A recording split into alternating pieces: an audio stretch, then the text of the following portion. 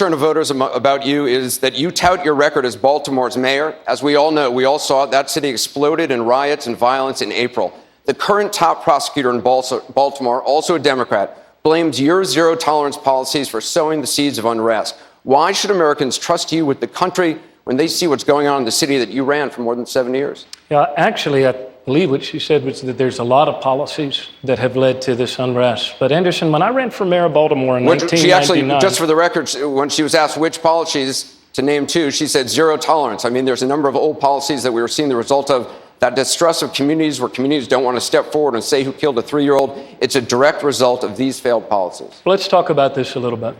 One of the things that was not reported during that heartbreaking night of unrest in Baltimore was that arrests had actually fallen to a 38-year low in the year prior to Freddie Gray's tragic death. Anderson, when I ran for mayor of Baltimore back in 1999, it was not because our city was doing well. It was because we had allowed ourselves to become the most violent, addicted, and abandoned city in America. And I ran and promised people that together we could turn that around. And we put our city on a path to reduce violent crime, or Part 1 crime, by more than any major city in America over the next 10 years. I did not make our city immune to setbacks, but I attended a lot of funerals, including one for a family of 7 who were firebombed in their sleep for picking up the phone in a poor African-American neighborhood and calling the police because of drug dealers on their corner.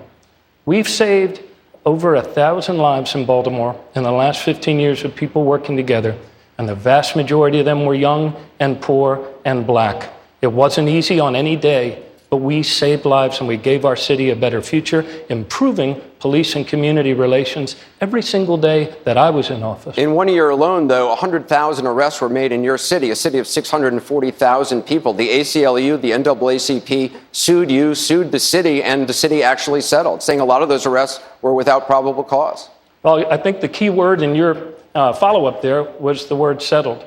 That's true, that was settled. Arrests peaked in 2003, Anderson, but they declined every year after that as we restored peace in our poorer neighborhoods so that people could actually walk and not have to worry about their kids or their loved ones being victims of violent crime. Look, none of this is easy. None of us has all the answers. But together as a city, we saved a lot of lives. It was about leadership, it was about principle, and it was about bringing people together.